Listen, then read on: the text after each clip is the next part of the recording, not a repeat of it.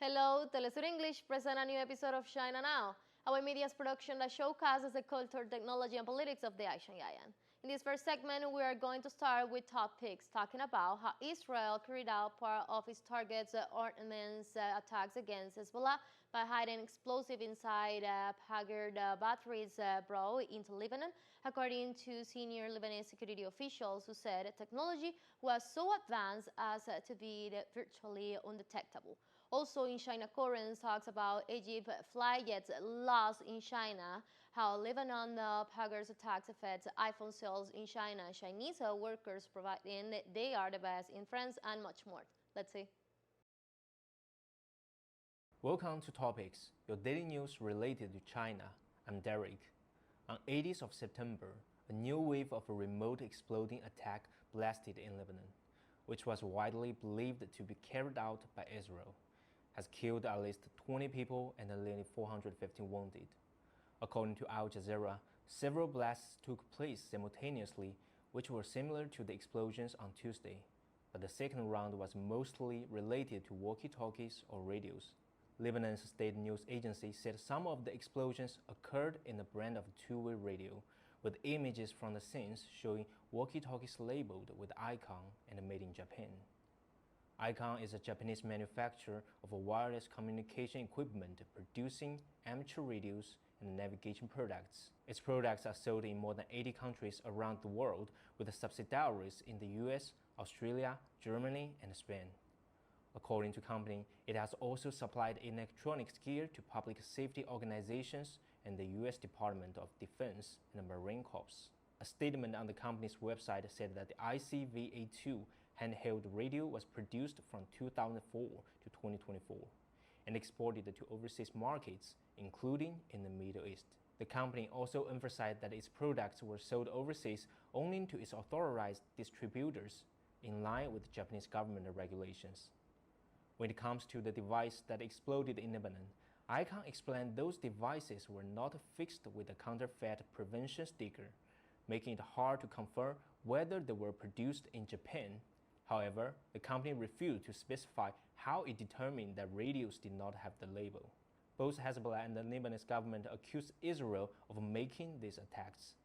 Israel has not yet directly commented on the blasts, but the Israeli Defense Minister Yoav Gallant said in a speaking to Israel soldiers on Wednesday that Israel is at the start of a new phase in the war. Despite no mention of the explosions of electronic devices in Lebanon, Gallant praised the work of Israel's army and security agencies, noting the results are very impressive. The U.S. denied having any pre-knowledge about the blasts. However, according to Reuters, a U.S. official speaking on condition of anonymity stated that Israel told Washington on Tuesday it was going to do something in Lebanon. The exact cause of the explosions remains unknown, but several analysts have suggested that the supply chain of the devices was tampered with or manipulated before reaching Lebanon.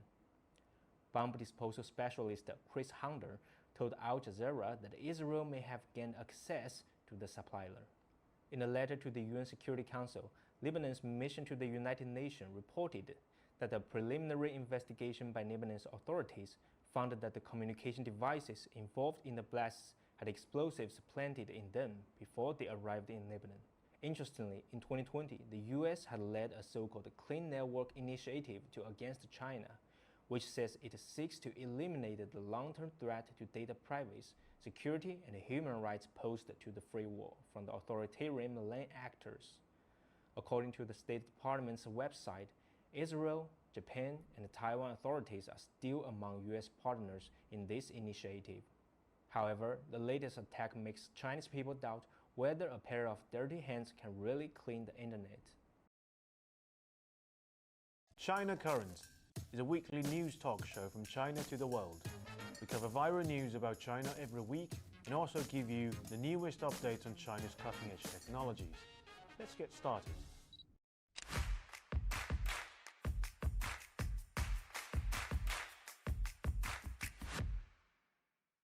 Welcome to China Currents, your weekly news report on what's happening in China. I'm Lisa. In this episode, in Egypt, American fighter jets lost to China's. Lebanon pager attacks affect iPhone sales in China. Taiwan hacker army won the Chinese netizens' laughter with a hilarious performance. Chinese workers prove they are the best in France. First, let's focus on the latest achievement of China's arms sales. According to Chinese media, the paper, on the 16th of September, the Egyptian Air Force will purchase Chinese fighter jets to replace Americans' F-16. The Egyptian Air Force plans to purchase the J-10C fighter jet produced by China's Chengdu Aircraft Industry Group. The aircraft can carry 5,600 kilograms of either missiles and bombs and can fly at a maximum speed of 1.8 Mach. Its combat radius is 550 kilometers, while the direct distance between Cairo and Tel Aviv is 402 kilometers. This means that if Israel has an air show, Egypt's J-10C would only need 11 minutes to get there. While Egypt's specific procurement quantity has not been disclosed, Voice of America claimed that China is expanding and targeting the Middle East regional market. However, according to information disclosed by other American media, the Middle East regional market is evidently being messed up by Americans' unreasonable pricing strategy. In fact, the Egyptian Air Force operates 220 F-16s, making it the fourth largest F-16 operator in the world. Washington had offered Cairo the upgraded F-16V, but the price of it was unreasonably expensive. For example, the US once sold 66 of them to Taiwan Island for $8 billion, which means each fighter jet cost $121 million. In contrast, Pakistan signed a $1.4 billion deal with China in 2009 to buy reported 36 J-10Bs, with a unit price of only $39 million. Compared to the products that the US is trying to sell to Egypt, Chinese fighter jets are not only half the price but also perform better. As BulgarianMilitary.com reported, the J-10C offers superior combat capabilities compared to the enhanced F-16 model, or at a comparable cost. Military Watch magazine also reported that the close to 200 F-16s that form the backbone of the fleet are considered among the least capable fourth-generation fighters in the world, and have been heavily downgraded and restricted to using obsolete Cold War-era weaponry, and no beyond visual range air-to-surface weapons whatsoever. In fact, the F-16 is an excellent fighter jet that has been tested in actual combat. However, due to relations with Israel, the US has imposed varying degrees of air combat capability restrictions on the products sold to Egypt, preventing them from posing a significant threat to the Israeli Air Force. For example, they refused to sell the AIM-120 missile, which should originally have been paired with the F-16. This means that Egyptian pilots must rely on AIM-7 missiles with a range of less than 70 kilometers, while Israeli pilots have missiles with at least 105 kilometers range. On the other hand, China's J-10C fighter jet can carry the PL-15 missile, which would allow pilots to strike enemies 300 kilometers away. And the relations between China and Israel is obviously not as close as that between the US. According to the Eurasian Times, China is also promoting its latest stealth fighter jet, the FC-31, to the global market, which has gathered attention in the Middle East. With the American F-35, Israel is currently the only country in the Middle East with stealth fighter jet. However, how long this advantage will last is uncertain. Next up, let's turn our attention to Lebanon, which had a profound impact on Chinese customers. On the 17th of September, hundreds of pages in Lebanon simultaneously exploded by remote.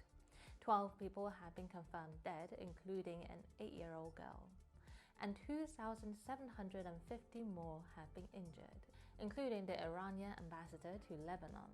The pager involved in explosions belonged to a Taiwanese manufacturer, Gold Apollo, and their products have been sold 260,000 units in the US and Australia in the past 2 years. A second wave of remote exploding occurred just a day after the first blast, which killed at least 20 people and nearly 450 wounded. According to Al Jazeera, several blasts took place simultaneously. similar to the explosion on the 17th, but the second round was mostly related to walkie-talkies, which were labeled with a Japanese manufacturer, Icon. The New York Times reported that Israel's intelligence agency Mossad allegedly hid explosives inside the pages, later triggering the explosion remotely. The operation may have been going on for several months and involved at least 5,000 pages. The exact cause of the explosion remains unknown, but several analysts have suggested that the supply chain of the devices was tampered with or manipulated before reaching Lebanon. Bombs disposal specialist Chris Hunter told Al Jazeera that Israel may have gained access to the supplier. The pager attack sparked concerns about the security of supply chain on Chinese internet. In 2020, the US led a so-called Clean Network initiative against China, especially Chinese technology giant Huawei, which says it seeks to eliminate the long-term threat to data privacy, security, and human rights posed to the free world from authoritarian malign actors. According to the State Department's website, Israel, Japan, and Taiwan authorities are all among the US partners in this initiative. The recent pager attacks have led many in China to question whether US and its allies are really endangering the global supply chain by pushing Chinese products out of the market. On China's largest social media platform, Weibo, Xiang Ligang, a blogger with 1.6 million followers, commented that the pager attacks have seriously undermined the credibility of electronic devices worldwide. He noted that many people in China are now questioning the security of products like iPhone and Tesla. Several days after Apple released its latest iPhone, both Pinduoduo, Chinese Temu, and Taobao, the two largest e-commerce platforms in China, have slapped a 4% discount on the high-end iPhone 16 Pro Max, which only came out for 3 days in China. For Chinese consumers, iPhones used to sell out immediately upon release. People queue up and even had to pay extras to scalpers to buy them. Things are changing. Next up, a Taiwanese hacker group were caught by mainland China. On the 23rd of September, China's Ministry of State Security exposed a Taiwanese hacker group specializing in fabricating fake news. Originally, their mission was to hack into the websites of universities and airlines in mainland China to steal confidential data and to spread misleading information through bot accounts, and they unsurprisingly failed. The hacker group, named Anonymous 64, is led by members of Taiwan's Cyber Army, established in June 2017 by Taiwanese authorities. Interestingly, the Taiwanese government denies any involvement. This group operates an X account where they boldly claim to have hacked the official website of 40 mainland Chinese universities and frequently posted images of hacking mainland China's digital billboards and internet television to spread hate speech. In their propaganda, they portrayed mainland China's cybersecurity as highly vulnerable. However, according to the investigation by China's Ministry of State Security, the images they posed were fake and edited by Photoshop, and the hacked university website were counterfeit replicas with no actual user traffic. Despite their largely unsuccessful hacking attempts, the group successfully exposed their whereabouts. China's Ministry of State Security accurately identified 3 active Taiwanese military personnel involved in the project: Luo Junming, Hong Liqi, and Liao Weilun. While this marks their first successful entry into a general mainland Chinese official website. Next, on the 15th of September, the 47th World-Scale competition concluded in France. China claimed the top spot in the event, winning 36 gold, 9 silver, and 4 bronze medals. Chinese workers have won gold medals in projects such as aircraft maintenance, automotive technology, autonomous mobile robots, 3D digital gaming art, and cooking. Known as the Olympics for Workers, the week-long competition brought together over 1,600 workers from 69 countries and regions. The players competed across 59 skill disciplines within 6 major categories, including construction, arts, communication, manufacturing, transportation, and services. Workers from Singapore, Thailand, and Indonesia also pulled off amazing results in fields like information technology and engineering. South Africa also sent 26 workers to complete an event related to renewable energy and auto body repair. In fact, outside the competition, Chinese workers also remained close ties with their fellow athletes. Under the Belt and Road Initiative, the Luban Workshop, a vocational education and training network developed by China, allowed workers across Africa and Asia to learn skills from each other. According to the South China Morning Post, there are 33 new Luban workshops across 29 Asia and Africa countries. It was a scheme that was first launched in Thailand in 2016. According to the Chinese Ministry of Education, more than 22,000 students have received vocational training there, with more than 10,000 have gone on to graduate with degrees from affiliated universities. China's main foreign aid agency recently said the Ethiopian Luban workshop based in Addis Ababa has been designed as a high-quality skills training center for the entire African continent by the African Union headquarters. Despite the Luban workshops providing a valuable platform for global workers to exchange technologies and improve vocational training, some Western outlets have cast doubts on its intentions. The Washington Post, for example, suggested that the Luban workshops serve China's ideological goals, drawing parallel to the Confucius Institute, which have also faced criticisms and suspicion from the West. At the closing ceremony, Lyon handed over the flag to Shanghai as the host of the 48th World Scale Competition. Let us wish workers from every country good results in the next competition.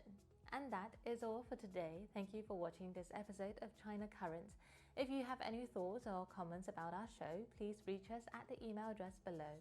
And we look forward to hearing from you and see you next time.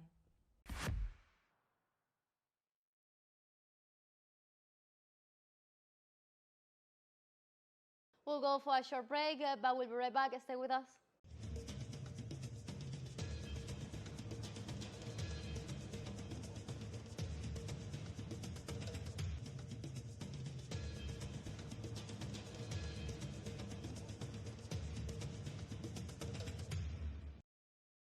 Welcome back to China Now. In this second segment, we have Thinkers Forum with Jan Ortberg, academic and director of Transnational Foundation for Peace and Future Research. Likewise, in global arena is Charles Liu, senior fellow at Dahej University, both talking about interesting topics. Let's have a look.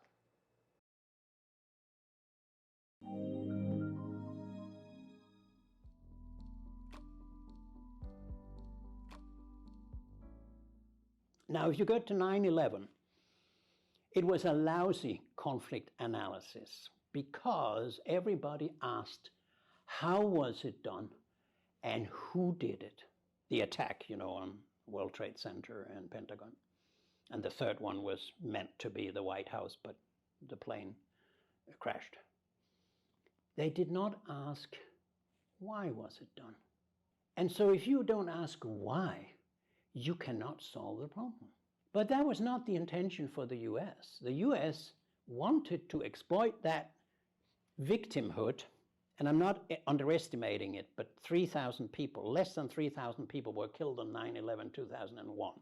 Majority of which, or at least half of which, were not American citizens, but people who sat from all over the world in the World Trade Center.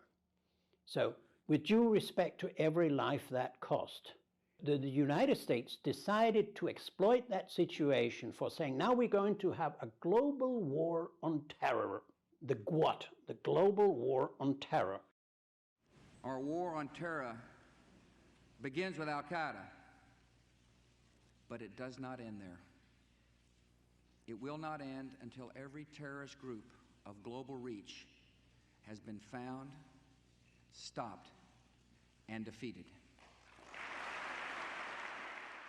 That means wherever we think that the guys who did this came from, we are going to bomb and occupy. So on the 7th of October, they invaded Afghanistan.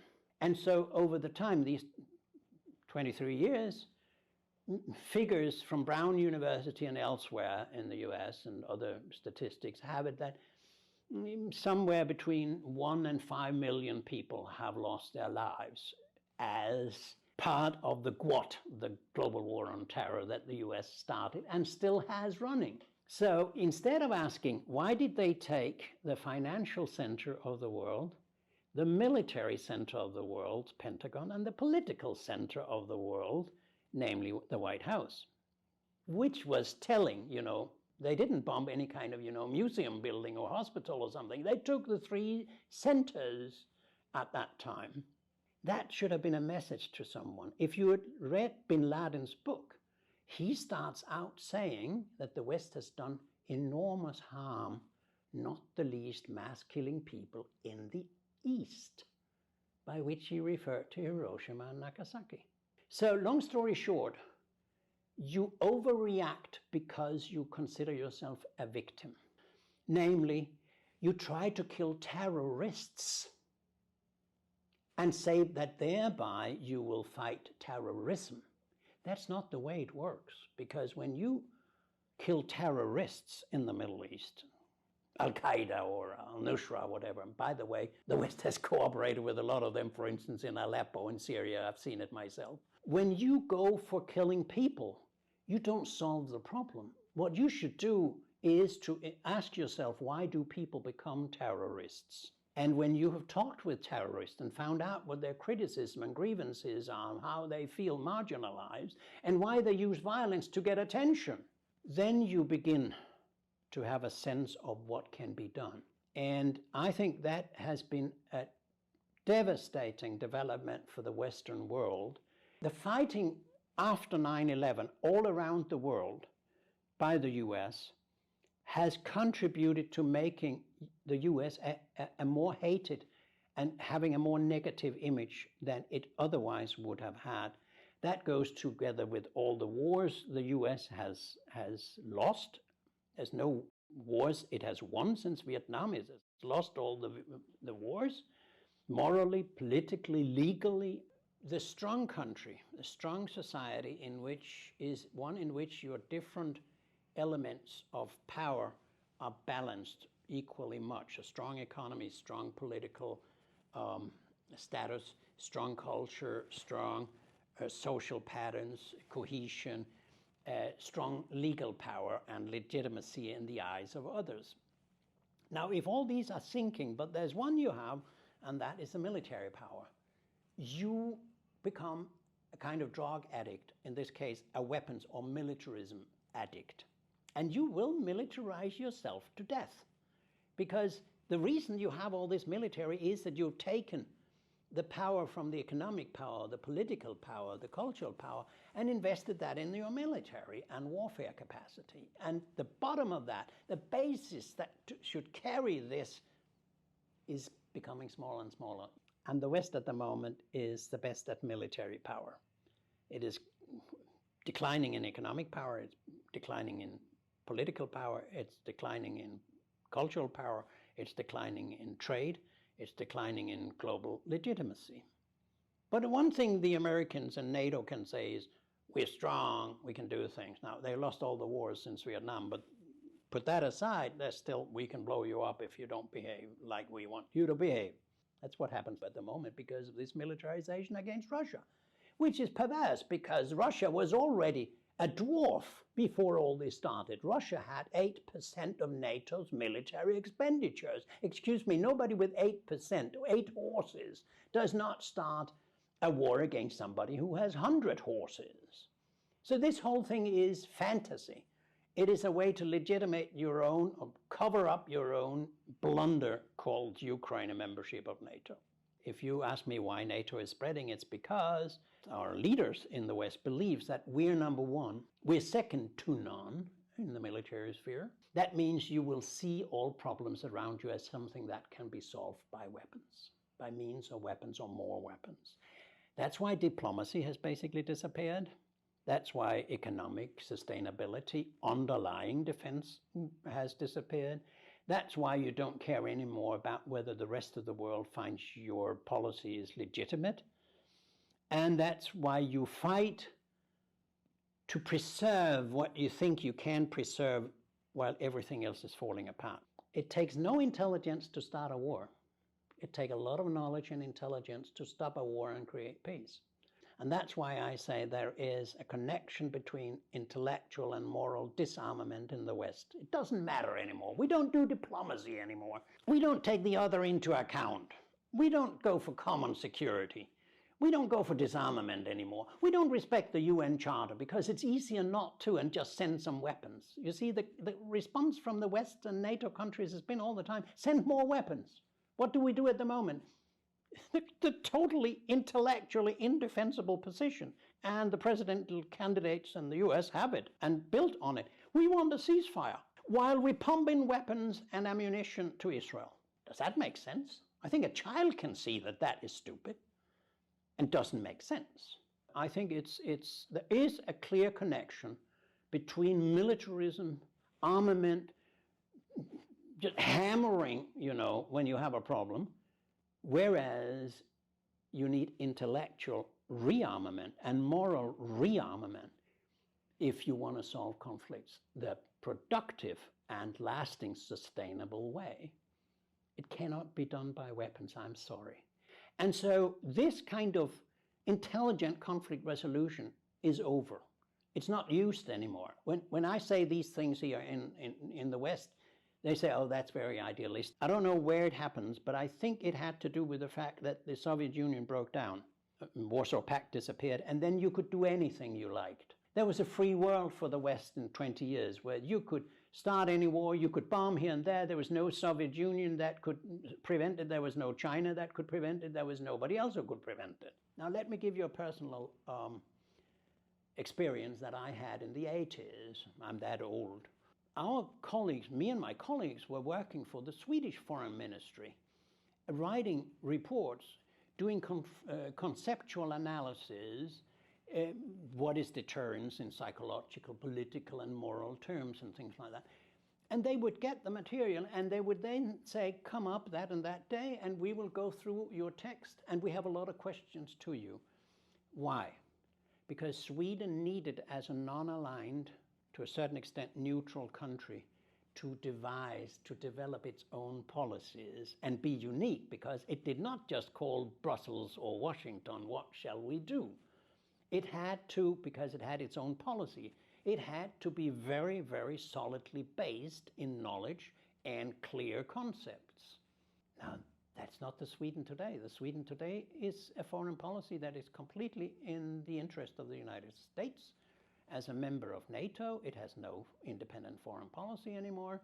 In my view, you could just as well close down the Ministry of Foreign Affairs, apart from ambassadors around the world, that's nice. And it is a total de-intellectualization. It's a foreign policy and security policy formulated without you needing any knowledge. Because you get the inspiration, the words, even the Twitter statements for press conferences, you get them through the Western influence. That's how Sweden, where I come from or live in, I've seen this, setting up of not only NATO membership, but 17 American military bases on Swedish territory, 15 in Finland, 3 in Denmark, and 4 or 5 in Norway, and more than 40 bases in 1 year set up in what used to be a peaceful corner of the world. Not only NATO membership, but bilateral agreements about bases that will be under American jurisdiction, where, for instance, the sovereign state of Sweden has abdicated parts of its independence and sovereignty and given it to the United States. For what reason? For being used if there is a conflict with Russia. Not that we have something that we can contribute, not something that NATO is interested in, not something the Western world could make good means of, such as a mediation capacity, such as a strong disarmament policy, such as an inspirational UN relationship. We don't have it. We have nothing to give anymore. You can add to that, Ukraine with NATO expansion is a factor that makes the West go down, because everybody who is not NATO can see that NATO was a main conflict creator until Russia, unfortunately, and I would say not very productively, invaded Ukraine. And then you had Nord Stream, And now you have the genocide in Gaza. All these things are contributing to undermining the authority and credibility and legitimacy in the rest of the world's eyes of the United States and the Western world, NATO and the European Union. I have never been anti-Western or anti-American, but I feel it's painful to see how nobody is threatening the West, but thanks to its own confrontational policy, its own militarism, its own we can do nothing wrong, the hubris, we are demolishing ourselves in the West. I think that's very sad, and I wish there would be some leadership somewhere in the West who could say, hey, we've got to find out before it's too late. It has all the time been, we're doing nothing wrong. It's the others who are foolish or dangerous or a challenge. We keep on doing what we want. We step up what we do, not seeing that what they do has been self-destructive. And that's intellectually, it's disarmament, while you promote rearmament with military means. And that's very sad to see for those of us living in the West. A spokesman of the Turkish government has announced that Turkey is thinking of joining BRICS, or BRICS Plus as it stands now, because now it's more than the 5 original countries. And this is fascinating because for Turkey, which has been seeking to join the EU for a long time, has had problems. But he's also a member of NATO, a member of the US military alliance, is now seeking to join BRICS. Now, what does this mean? Of course, the US would not be very happy, because for Turkey, a member of NATO to join BRICS is clearly taking a stance for and with the global south. I think what we have is a situation in which countries, independent and sovereign states, are seeking the best for their countries, the best for their people. And it seems that participation in NATO does not seem to measure up in terms of improving the lives of the people of Turkey. But joining BRICS may actually help in promoting South-South collaboration and promoting better trade, better financial terms, better everything among the members of BRICS. And given the fact that BRICS is now talking about a settlement currency for members of BRICS, starting with its settlement in local currencies, but possibly a BRICS currency for trade settlement, which will all be very helpful to BRICS members, and other financial institutions being established, BRICS Bank, BRICS development institutions. All of this would be quite meaningful for Turkey. I think these are real things, concrete things, much more than the imaginary enemies that NATO gets together to fight against. For the West, there's a concern that this taking a position on wanting to join BRICS, not only by Turkey but many others, is actually siding with China, siding with Russia. Now, this is absolutely ridiculous, because BRICS was something that was created by a Goldman Sachs banker. Brazil, India, Russia, China, and South Africa. It just happened that BRICS sounded good. It is not a political or a geopolitical formation. It's just that these 5 countries at the head of the state level decided that it would be interesting to have a collaborative effort along the lines of these 5 countries' interests. And that's why it was formed. And then they found there are lots of commonalities in terms of what they have to deal with, in terms of their development efforts. So they worked along those lines. Now, very good. Many other developing countries discovered this is very helpful, and hence decided to join and actively participate. And this is why Turkey is now seeking to join. It has nothing to do with taking the side of China or taking the side of Russia. It's just common sense of exercising your sovereignty in wanting to improve your relations with other global south countries, improve trade, improve the livelihood of our people. I think the way things are moving is not just Turkey, but others will probably be joining. But the way things are going, BRICS Plus will become quite an entity, quite a sizable entity very soon. But it's a good thing. It's a good thing where the Global South collaboratively try to accelerate their development efforts and improve the lives of their people. A few weeks ago, a researcher, very well known, actually, neuroscientist, Dr. Wu Ying, committed suicide. And the National Institute of Health formally declared that many of the researchers have found that there have been discriminatory practices and really a lot of emotional and psychological pressure on Asian Americans, especially those of the Chinese descent. This is nothing new. We've known that this has been happening after Donald Trump, while he was president, launched a program to target Asian American, especially Chinese Americans, for national security reasons, quote unquote.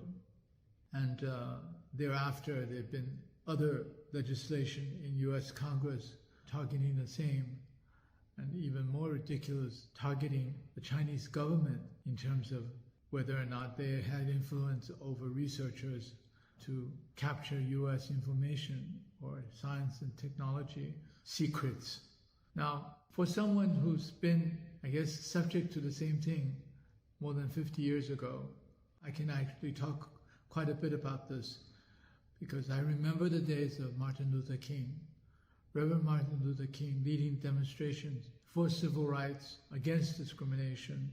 I remember in 1968, the massive march on Washington. At that time, America talks about everybody being equal, human rights for all, and so on and so forth. But sorry, the N-word, you go to the back of the bus, or you don't even get a seating. And the N-word was prevalent all over, and it was commonly used. But it's nothing new for Asian Americans either, because at that same period, during that same period, you had many expressions used, derogatory expressions used against Asian Americans. Many of you probably have not heard of the expressions used at that time. And I was subject to exactly that. That continued on until today. But now it's become an international thing. It's China, China, China, Chinese Communist Party. But behind it all, underneath it all, is still racism and discrimination. A couple of years ago, fellow alumni of my alma mater, Princeton University, was putting together a scholarship fund for Chinese students to study at Princeton.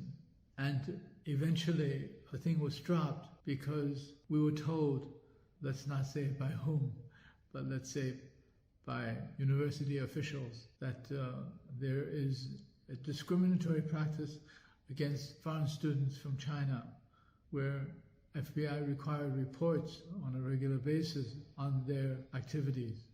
And even university officials were unhappy about what they had to do and were absolutely outraged by the discriminatory practices being imposed on them by the US government.